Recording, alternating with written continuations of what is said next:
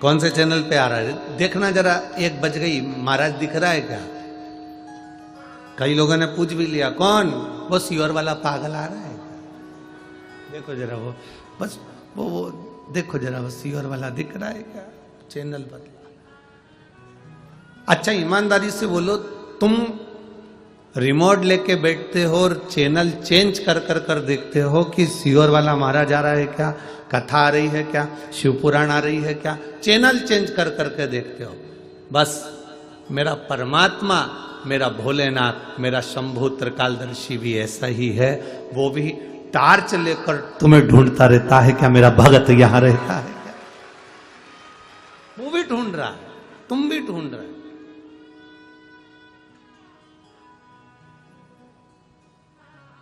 अभी भटिंडा पंजाब में कथा थी, तो वहां पर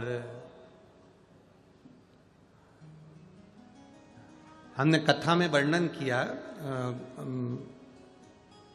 संत शिरोमणि श्री गुरु नानक देव जी का, और वर्णन किया उनके शिष्य बाले का।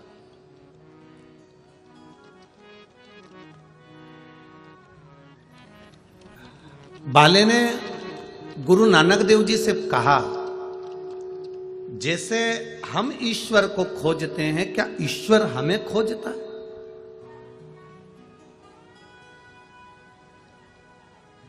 भटिंडा पंजाब की कथा में ये प्रसंग आप लोगों ने टीवी पर सुना होगा। बाले कह रहा है गुरु नानक देव जी से, जैसे हम ईश्वर को ढूंढ रहे हैं, क्या ईश्वर हमको ढूंढ रहा है? गुरु नानक देव जी बाले से कहते हैं कि हमको ईश्वर को ढूंढने में जितना समय लगता है, हम ईश्वर को जितना ढूंढने में समय लगाते हैं, भगवान गुरु नानक देव जी बाले से कहते हैं उससे दुगना समय भगवान को, अपने भक्त को छांटने में लग जाता है। क्या ये मेरा भक्त है? और क्या ये भगवान की अविरल भक्ति को प्रदान करने वाला, भगवत स्मरण करने वाला, भगवत नाम जप करने वाला, भगवान की अविरल भक्ति में डूबने वाला है? उसको छांटना है, उनको उसको बीनना है उनको।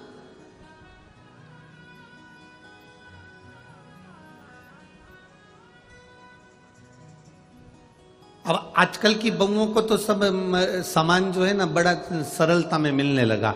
मॉल में जाओ, दुकान पे जाओ, छटा छटाया बिना बिनाया तिल्ली मिल जाती है। तिल, पहले के ज़माने में तो तिल अगर आता था तो यहाँ पर माताएं बुजुर्ग बैठी होंगी, बड़ी बड़ी माताएं बैठी होंगी, और कई बड़ी बड़ी जेठानियाँ और नंदे आदि आदि जो बैठी होंगी, उनको मालूम होगा तिल लेकर आओ, फिर उसको बोलो जरा, लड्डू बनाने से पहले क्या करना पड़ता है? तिल को पहले धोना पड़ता है, धो के फिर सुखाना पड़ता है, सुखाने के बाद वापिस छांटना पड़ता है, छांटने के बाद फिर उसको वापिस चलनी से चालना पड़ता है, छानने के बाद में फिर लड्डू बनाए जाते हैं। आज के जमाने में तो तुरंत बाजार से गई बिनी बिनाई तिल्ली आ गई, धोने की जरूरत नहीं, तिल्ली आई, लड्डू मिलाया और निपटा निपटू के।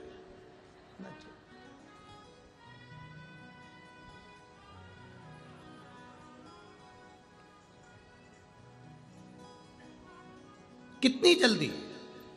अब किसी ने ये कथा किसी ने सुन ली और सुनने के बाद किसी ने कहा गुरुजी आप कहते हो आज के जमाने में बिल्कुल एकदम क्विकली काम है, चुटकी बजाते से ही काम हो जाए, एक बार बस फोन करो, पिज्जा तुम्हारे सामने है, फोन करा तुम्हारे सामने नाश्ता आ गया, फोन करा तुम्हारे सामने भोजन आ गया, फोन करा तुम्हारे सामने ये आ गया।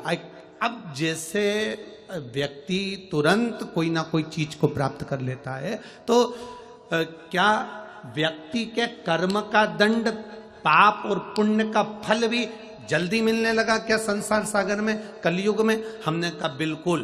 पहले के समय में भगवान के पास में भी एक मोटी मोटी फाइल होती थी, फिर उसमें देखते थे लीलाबाई ने क्या क्या करा, कमलाबाई ने क्या क्या करा, भैरू सिंह ने क्या क्या करा, जगदम्बा ने क्या क्या करा, उसमें देखा जाता था। अब भगवान भी लैपटॉप रखने लगे। अब भगवान के पास भी लैपटॉप है। भगवान बस तुमने अच्छा कर्म करा, तुमने भूखे को भोजन कराया, प्यासे को पानी पिलाया, तुमने किसी के लिए अच्छा करा, किसी को दवाई की जरूरत है और तुमने उसके लिए 2 रुपए की दवाई निकालकर उसको दवा दे दी, आपने किसी गिरते हुए व्यक्ति को संभाल लिया, किसी भूखे को भोजन करा दिया, प्यासे को पानी पिला दिया, किसी का साथ आपने दे दिया, तो निश्चित है भगवान के पास एक लैपटॉप रखा हुआ है, वो क्लिक करता है और तुम्हारे पुण्य तुम्हारे सामने आकर खड़े हो जाते हैं। तुम्हारा किया गया दान, तुम्हारा किया गया सत्कर्म, तुम्हारा किया गया पुण्य, तुम्हारा किया गया दान, तुम्हारा किया गया सत्कर्म तुम्हारे सामने आकर खड़ा हो जाता है। इसीलिए हम पहले भी कहे, आज फिर कहते हैं, मत बुरे कर्म कर बंदे वरना पछताएगा, भगवान की आंखों से तू बच नहीं पाएगा, तू बच नहीं पाएगा। अरे ओ अज्ञानी मत कर नादानी, अरे ओ अज्ञानी मत कर नादानी, तेरे कर्म का फल भी तू ही पाएगा, जैसा किया तूने तेरे आगे आएगा। मत बुरे कर्म कर बंदे वरना पछताएगा, भगवान की आंखों से तू बच नहीं पाएगा, तू बच नहीं पाएगा। अरे ओ अज्ञानी मत करना। हमारे पुण्य प्रबल होते हैं तब कुछ अच्छा होता है, हमारे पाप प्रबल होते हैं तो हम सत्संग से दूर हो जाते हैं।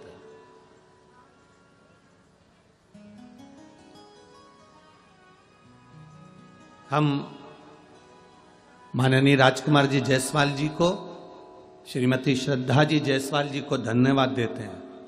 आपके माता पिता की पुण्याई है, आपके घर के बुजुर्गों की, आपके दादा परदादा की पुण्याई है, आपके माता पिता की पुण्याई है, जो ये शिव महापुराण की कथा एक जायसवाल परिवार के अंतर्गत हो रही है और वाणी जैसे क्षेत्र में हो रही है।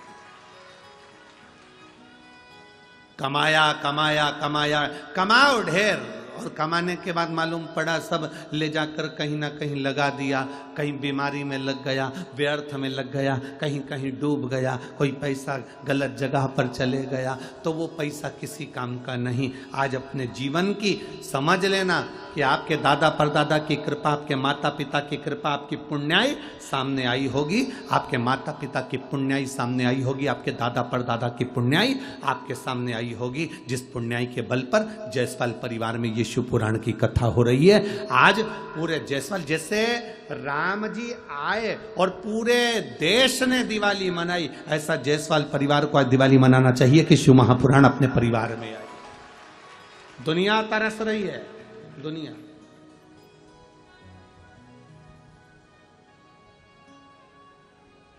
और जितने यहां बैठे हो, शिव महापुराण की कथा को जितने भक्त श्रवण कर रहे हैं, अपने आप को भाग्यशाली समझना कि हम भगवान शंकर की कथा को सुनने के लिए उनके पंडाल में विराजमान हैं।